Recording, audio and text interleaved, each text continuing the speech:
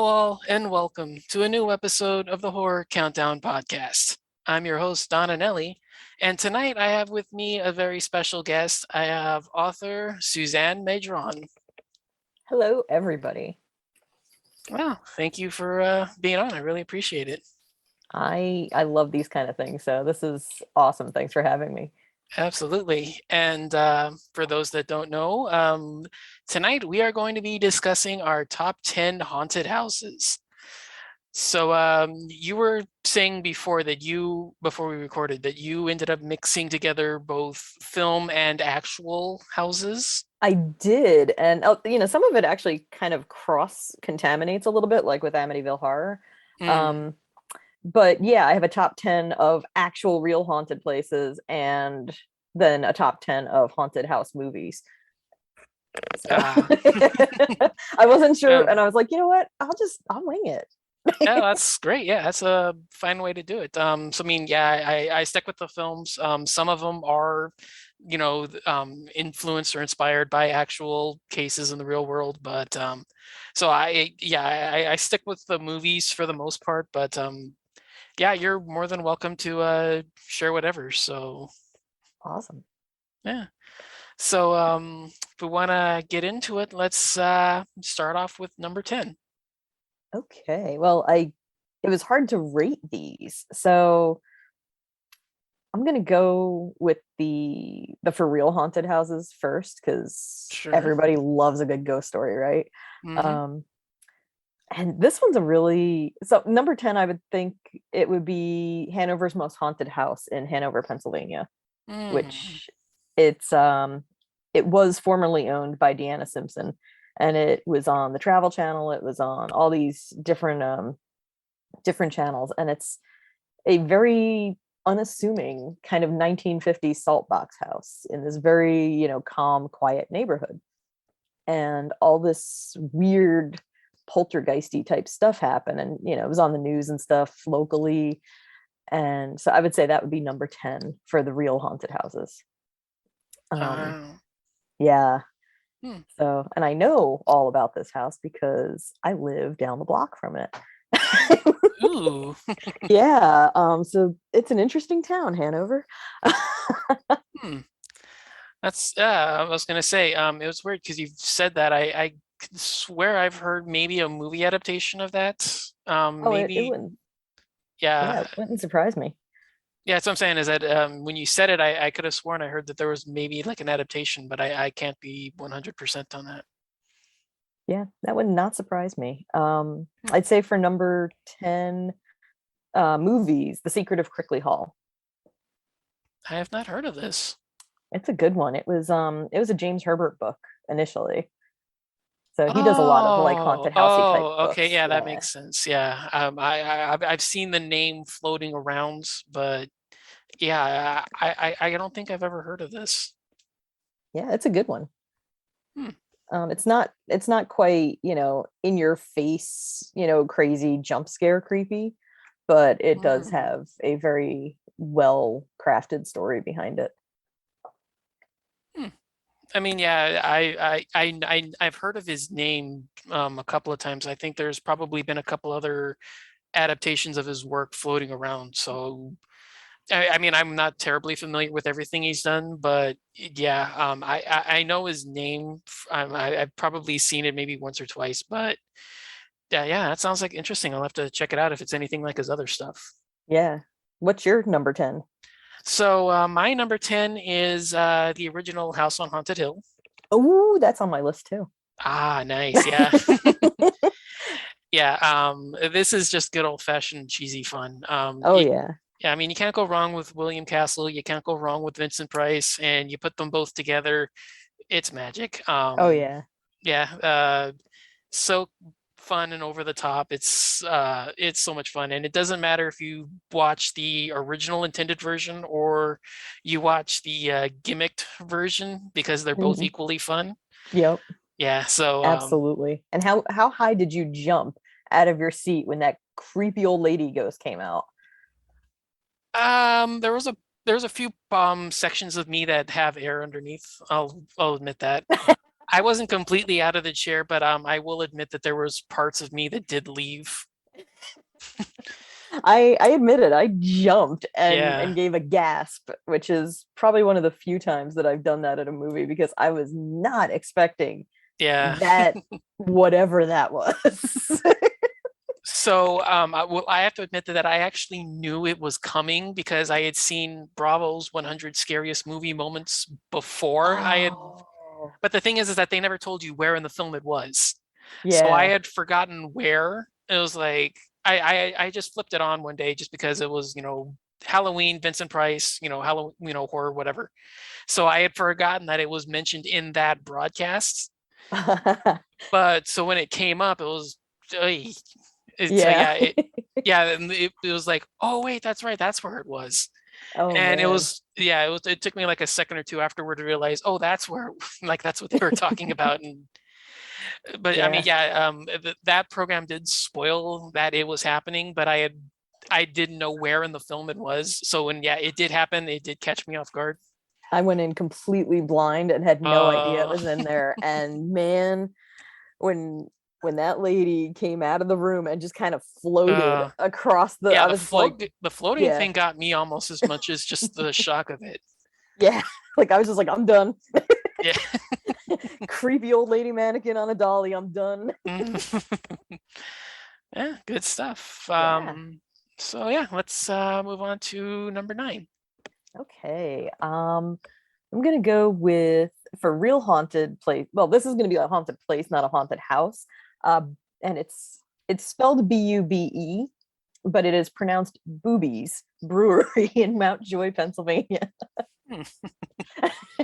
And name aside, it's a wonderful place to eat and everything, but man, it's got some ambiance going on in there.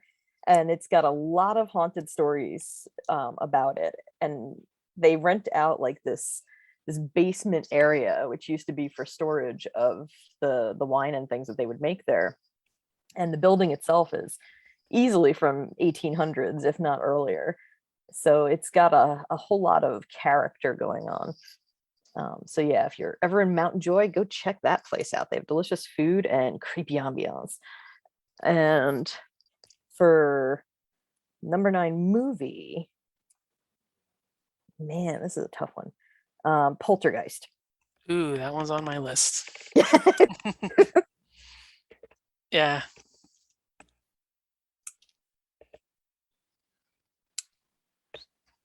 So what's your number 9? My number 9 is the original Amityville Horror. Ooh, that's on my list. both both the original and the remake. Because Ooh, the one with, wow. yeah, Yeah, no, the this is remake with Ryan Reynolds is fantastic. see, this is so weird. I've never met anyone that actually likes both of them. Because I'm just like you. I actually do like both. Hmm. But I've always said, and this is the weird thing, is that I've always said the original is the better film, but I like the remake as a more entertaining film. And how terrifying was Ryan Reynolds? Like Uh, he that got there, part, yeah. He got yeah, he like he he's got there all at the like, end. yeah, like he's Ryan Reynolds at the beginning, and you're like, okay, yeah, it's Ryan Reynolds. And then there's that part where he's like sitting there talking to the kid, and he's like, "We're friends, right? Hold the block, hold the wood." And you're just like, "Oh my god, he's gonna cut that kid's hands off."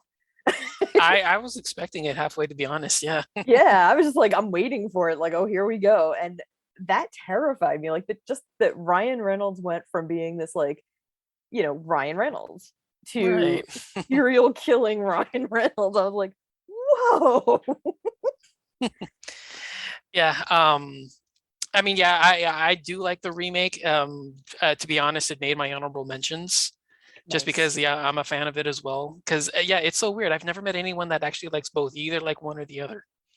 Yeah, I mean, there was a lot of I like the cinematography better in the remake. Yeah. Um the dread, the creeping dread in the original Right. Yeah. is palpable. And Right. it's I think that one shows like the better passage of time and the influence yeah. it has on them. The Hmm. original, I think, because the remake, because it's like half an hour shorter, because that's like barely an hour and a half. Yeah. And I think like the original is like a 2 hours steady burn. Yeah, The original, you get like a better sense of like the effect it has on them over time, whereas in the remake, it's just, a lot more visceral because it compacts everything into a shorter space. yeah. And I mean, 112 Ocean Avenue, the actual Amityville Horror House, also made my list of haunted houses as well.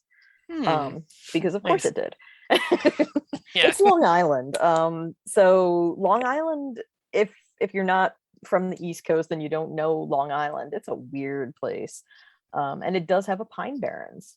So kind of like Jersey Devil fame and stuff. Long Oh, Island also that's has a Pine actually Barrens. really. I didn't know that they were ever close to each other because I've heard of the Jersey Pines and the Jersey Devil, but I didn't know that they were actually close.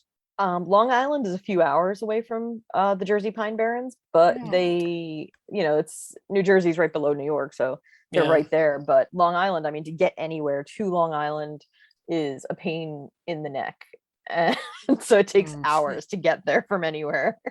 And Hmm. yeah, like the best way in and out of Long Island is by the railroad because to Hmm. try and drive through the city to get there is just ridiculous. Hmm. But they also have if you've heard of the Montauk Project and all and the Montauk Monster and what was the island, Plum Island. So if you're into cryptids and things like that, that is all taking place on Long Island. Oh, okay. Yeah. I was trying to rattle my brain because as soon as you said Montauk Project, it Strange startled something. Stranger Yeah. Things. Yeah, that's what it was because I was trying to figure out what it was, and then yeah, that makes a lot of sense. Yeah. Yep. So that is the weirdness of Long Island and various East Coast places. All right. So I guess that moves us to our number eight. Number 8. So my number 8 would have to be the LaLaurie House in New Orleans. Originally owned by Delphine LaLaurie. She was in one of the American Horror Story, um, the Coven one, I think, Hmm. where they kind of resurrected her or whatever or summoned her, and it was played by Kathy Bates, and she did a Oh, okay. fantastic job of it. So the woman that was based on was horrible, and so Kathy Bates did a really good job of, bringing her to light because she tortured her slaves and anybody else she could get her hands on, and did horrible things to them. And people still to this day say they hear screams outside the house as they're walking past. They see people in the windows, and yeah. So the Laurie house would have to be number 8, and then the let's see, for the movies, I would have to say The Selling. And it's sort of a horror comedy where Hmm. two real estate agents end up getting kind of shafted by a fellow real estate agent, and they buy a haunted house that they're going to try and flip and resell.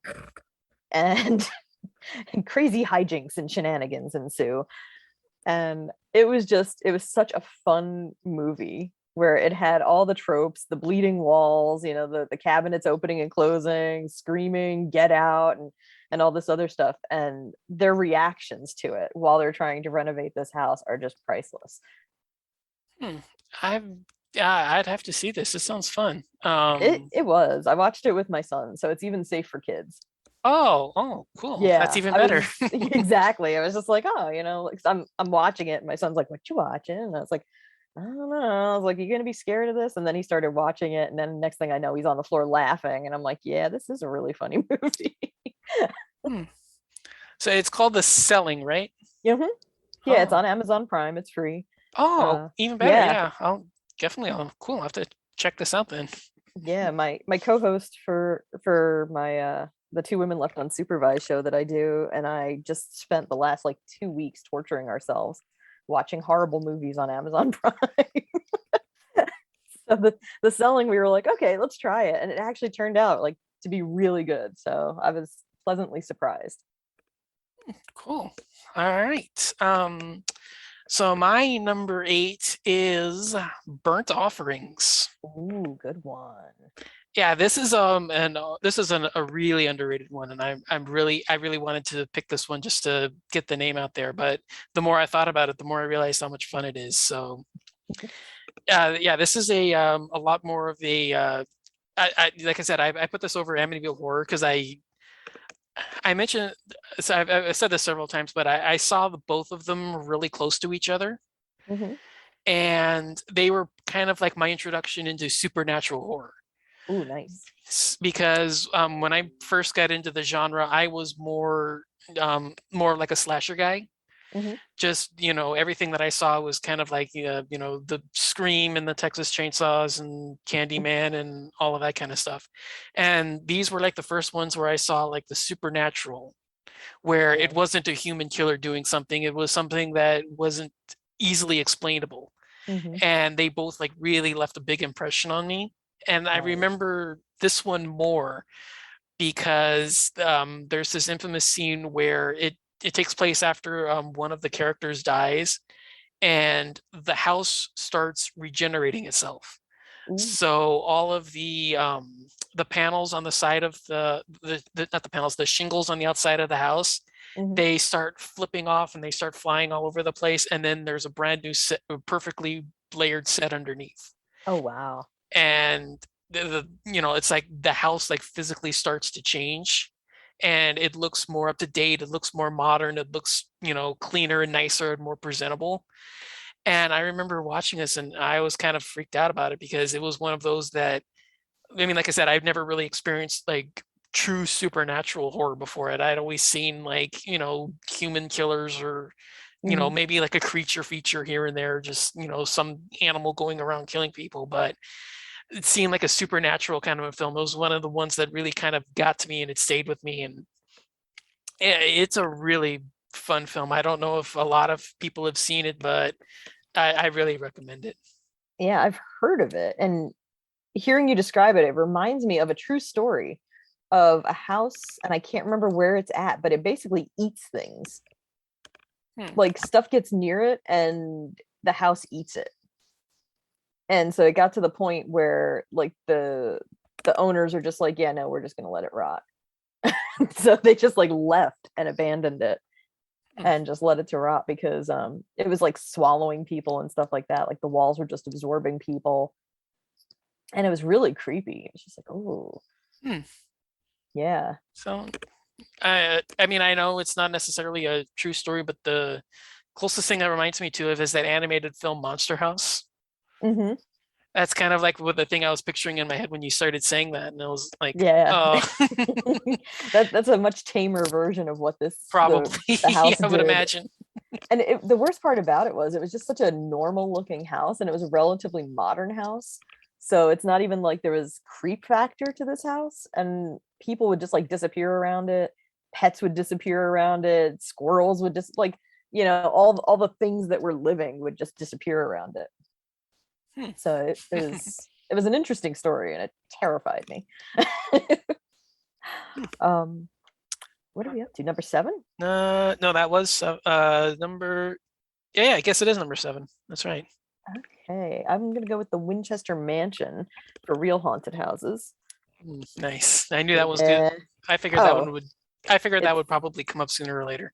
oh for sure. I just absolutely, and that house has like a soft spot in my heart because I lived in an like I didn't live in the hotel, but my family owned this like hotel restaurant business, and the hotel itself was sort of haphazardly built, very DIY. So the original Mm. structure is like underneath everything, and then there's Oh, all these okay. like little side pieces coming off and built on top of it. And so there was like all these like weird things. And one of the stories my dad told us was about he kept feeling a draft, and there was like this little space between the wall and this other wall. And so he kind of like knocked out the one side, and he was like walking around the outside of the building and he saw these windows, but he couldn't see in to see where they were in the building. And he's walking around trying to figure out where's the door to this space, and he couldn't figure it out. And then he realizes it's behind this wall. So he like knocks out the wall, and there's a room, a dirt floor room behind there with fieldstone walls. And then he's like, okay, well, there's one of the windows. And so he kind of like breaks out part of this other fieldstone wall, and there's another room, and neither of the rooms have doors. They just have windows. And so I was like, wow, that's interesting. And if you hear banging, that's my heat kicking on. Mm. I know it's always interesting talking about ghosts and stuff, and then my radiator starts banging. It's like, no, I swear that's not anybody hiding in the cold cellar trying to get out. Um, Uh, maybe. So number 7 on my movie list would be Evil Dead, mm. because technically that was kind of a haunted house. And it's got that whole creep factor, but it's also got the comedy factor going on. I suppose. I mean, I never really thought of it as much, but I'm willing to let it slide. Yeah, it bends a little bit because I mean, Yeah. not only is the house haunted, but the book is haunted and the forest is haunted. So yeah, it's got Mm. that creepy crawly haunted house dread. Yeah, for sure. I mean, it's one of my favorite films of all time. I just never, I never really thought it would fit in the category, so I never thought of it. But Yeah, I mean, it kind of it straddles. fits. Yeah, It it can fit. straddles a Yeah. bunch of categories. It does the whole paranormal thing. It does the occult thing. It's you could even argue slasher. Ashy slashy. Yeah, in a sense, yeah. Yeah, true. Well, yeah, that's a good way of looking at it. All right. My number 7 is the original Haunting. Ooh, good one. Yeah. The original version. I think it's 63 or 64. But yeah, it's really fun. Classic slow burn, uh, real creepy, atmospheric. You get like very small hints here and there that something's going on. But yeah, it's a lot of fun, and I really enjoyed it. Nice. Um, so the next haunted place, I'm gonna go with the Bell Witch Cave in Adams, Tennessee. It's the Bell Witch Cave slash farm. Um, and it was around 1817. This family, starts noticing weird animals walking around, like, dogs with rabbit heads and stuff like that. And they end up getting haunted by the Bell's ghost, named Kate. And so she would tell them the past, the present, and the future. And she haunted the family for quite some time. And then when the dad died, she said she was going to go away for 7 years and she was going to come back, and she did. And so apparently she's still hanging around to this day, and they give tours. So Hmm. I thought that was interesting. Nice. Yeah, I think there's been a couple movie adaptations of it that have kind of sort of twisted the tale around somewhat, but Mhm. yeah, I have heard of this somewhere. Um, and like I said, I'm not completely familiar with like not familiar, but I'm not like completely sure what the actual story would be, just because I think so many of the stories have just borrowed bits and pieces of it and like Yeah, twisted it for themselves. But yeah, I remember hearing that somewhat. awesome. And then for the movie, I would have to say, hmm, oh man, this is a tough one. Because now I'd say Lock and Key.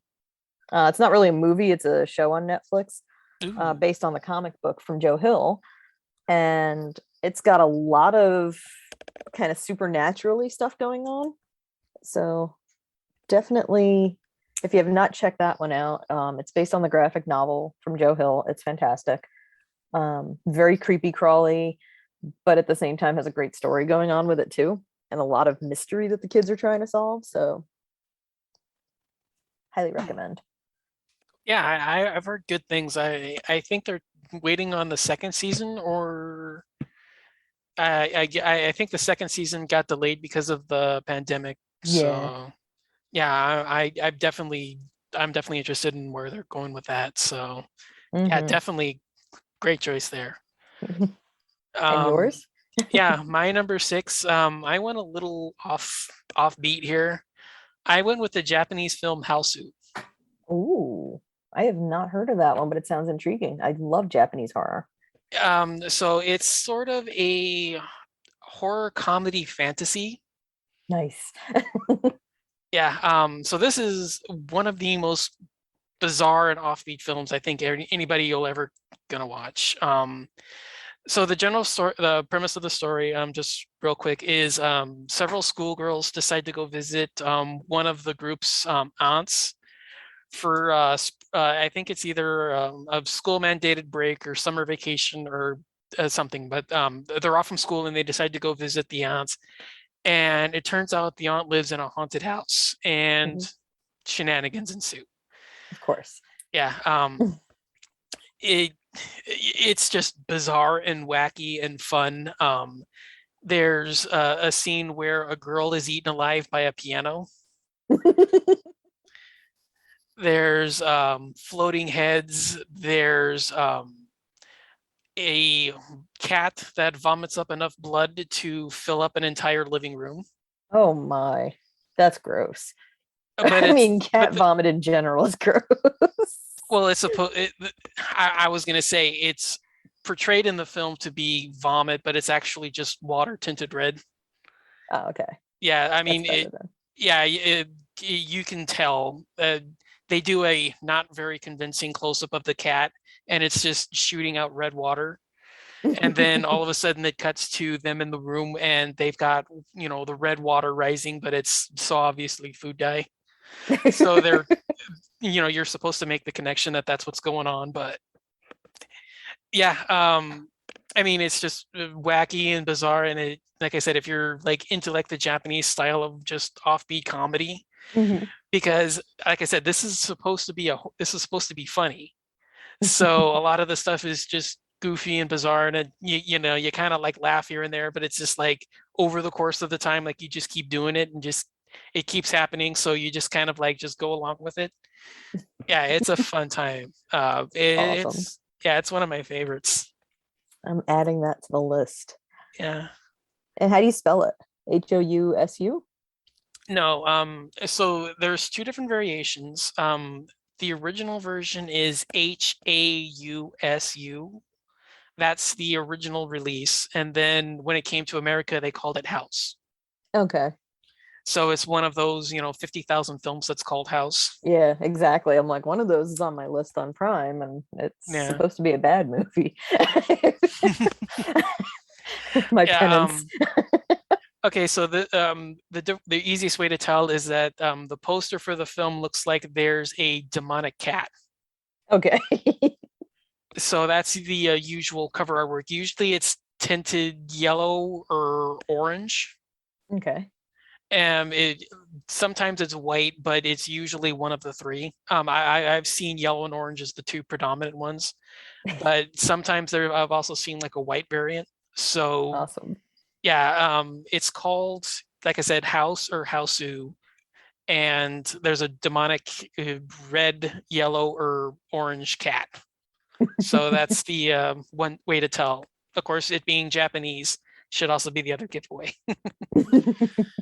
But yeah, I guess we move into the top five here. Yeah. So top five, I'm gonna go with the Raymeyer House of Hex Hollow, which is not, it's in South Central PA, not too far from me. And it was the scene of a murder. So I think the guy, Raymeyer, he was a powwow doctor and kind of a folk magic kind of guy. And he might be the last person to have been killed for being a witch in the United States. Hmm. Yeah, it was, and it was within like, pretty recently, like within the last, 100 years or so.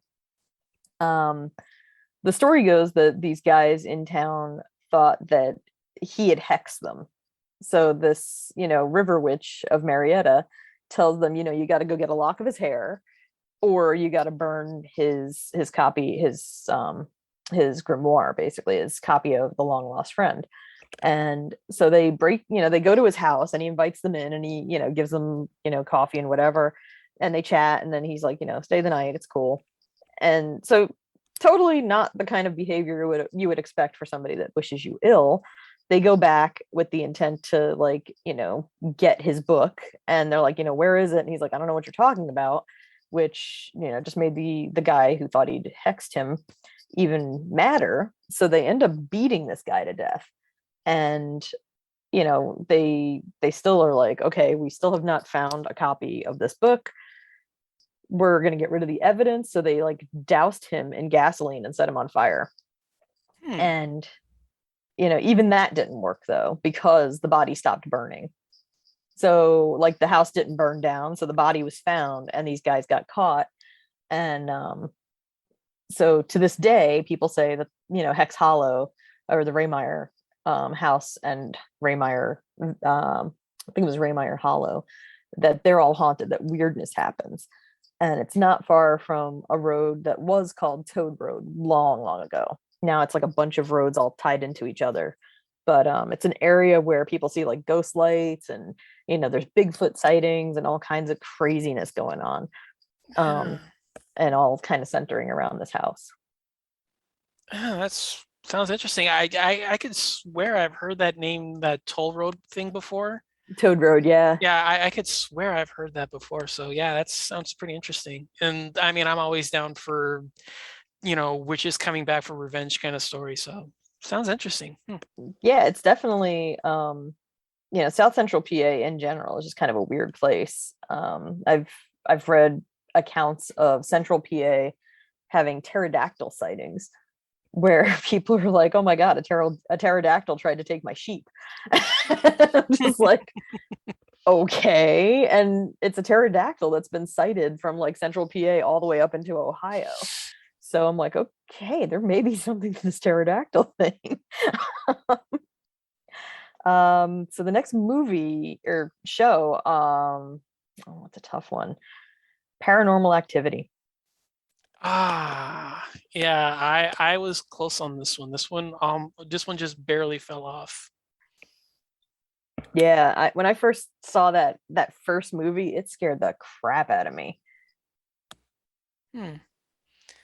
It was weird. I actually remember enjoying the sequel more, and then I had to go back and I revisited the original, and that made me like the original more. It was 'Cause, a really well done movie. yeah, I really liked it, but then I saw the sequel and I liked the sequel more, so I went back and I revisited the original. And I liked it more then. So I haven't revisited it since, but yeah, that's a good one. Yeah, I think they're up to number 3 now. So I don't know what's going on. I haven't seen number 2. I'll have to check that out.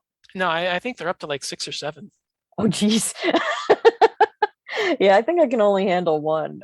It's gotten to the point where, if somebody in a local watch group posts video footage from their Ring camera doorbell thing, I'm like, oh no, there's going to be a ghost on it. And then it's like, oh no, it's just some kids throwing eggs at your house. I'm like, well, that's boring. Where's the ghost? Yeah. Like, those are just some punks. Yeah. Hmm. All right. My number 5 is The Devil's Candy. Ooh. So I've been a big fan of this. I love the way that this is more of a psychological haunted house one, because it's more about how different he becomes over time. Mhm. It's much more, it kind of takes like the approach that the original Amityville did, where it shows like the effects of him being influenced by the house, and how being around it just sort of like warps who he is. And then Ooh. you mix in this occult storyline about this killer looking for bodies, and you have a strange family dynamic, and mix it all up with a lot of heavy metal, and it's amazing. Nice. Yeah, have you seen this? No, I just wrote it down to add to my list, my Oh, ever-growing list. yeah, I know the feeling. Yeah, I took a couple. Yeah, I've gotten a couple of years down actually. So yeah. Um, so let's see the next one. I'm gonna go with the Stanley Hotel. Hmm, nice. Yeah, I visited there a couple of years ago. Actually, it seems like 100 years ago now. Um, what a great building in general. I mean, it's just a stunning building. And the elevator, I think it only works with your key card. Like there's got to be some way to access it. And as my mom is taking a picture of me in front of this elevator, it comes down and I'm figuring, okay, there's going to be somebody getting out of the elevator. So I kind of step off to the side and nobody gets out of the elevator and it opens up. Hmm. So I was like, oh, creepy. But yeah, it was a really fun trip. And of course, the Stanley Hotel, it's iconic.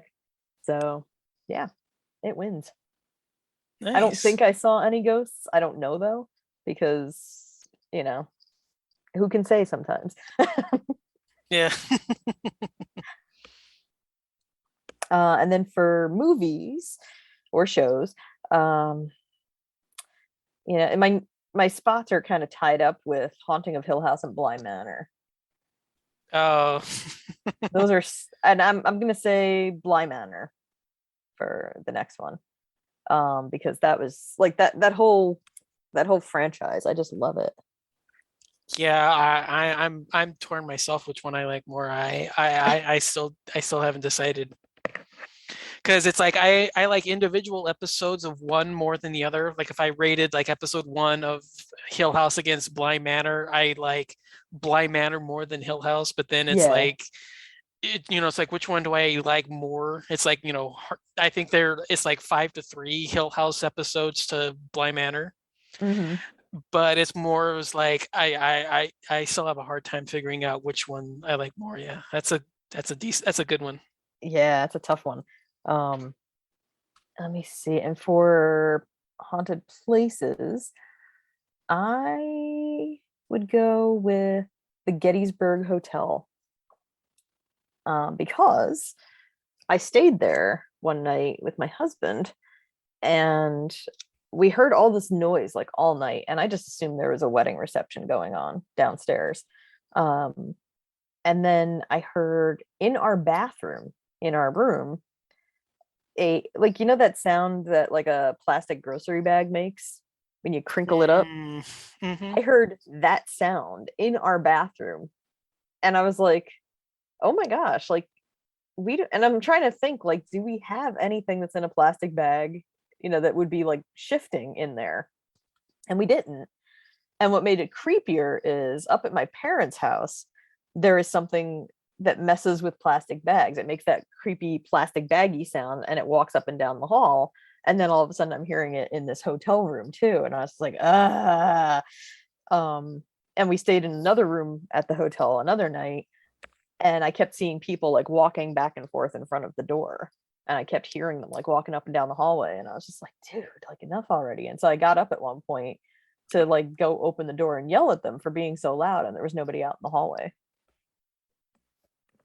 So I could still hear the creaking of the floorboards and I could still hear the people talking, but there was nobody in the hallway. So, ooh. And then Haunting of Hill House is my next one. Nice. Yeah, and that actually runs out of my movie list because you had mentioned a bunch of the ones that were already on the list.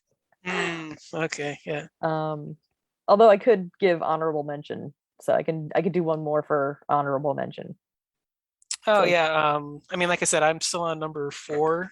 So yeah, I mean, number four, you took mine was Poltergeist. hmm.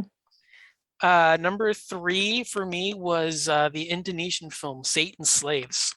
Ooh. Yeah, this is it's well, it's a remake, but the original is worthwhile, but the remake is really good. So briefly, it's a family that lays their mother to rest. They, come together for the funeral and all the arrangements, and they come to find out that she dabbled in black magic to protect the family, Ooh. and it's come back looking for its penance. So Ooh. it starts targeting all of the family members individually. Oh no. Yeah, it's really good. A lot of fun genre, a lot of cross-pollination stuff. Hmm. It's part, like I said, part haunted house film, part occult mystery. There's even zombies that pop up occasionally. Oh wow. Yeah, it's really good. I really recommend it. My number two was The Innocents. Nice. Yeah, I'm a big fan of that one. Number one was The Conjuring. Oh, good one. I absolutely love The Conjuring. I've mentioned this on several of the past episodes I've done, so you may have already heard my thoughts. But for those that haven't, I've said that this is the pinnacle of mainstream horror in the 2010s. This is like what I think of as like top tier mainstream quality theatrical release horror films. Like it's one of the one of the best films I've seen in the best that decade. So Nice. yeah.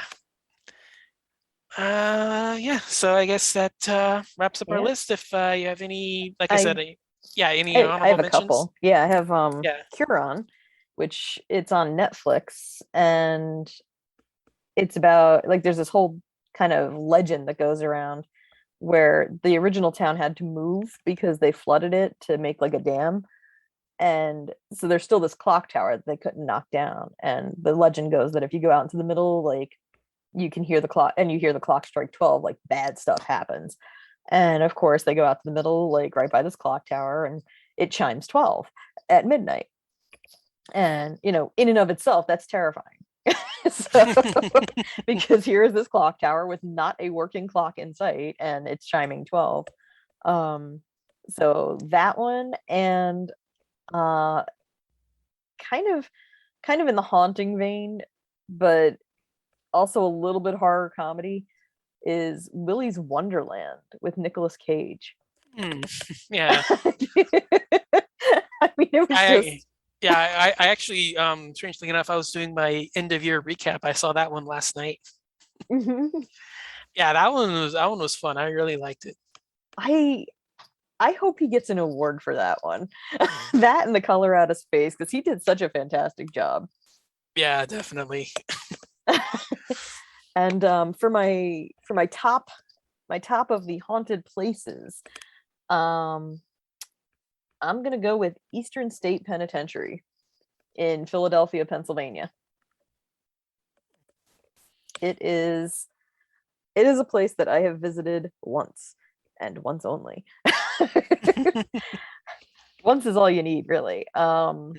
It feels like you walk in there in broad daylight and it feels haunted.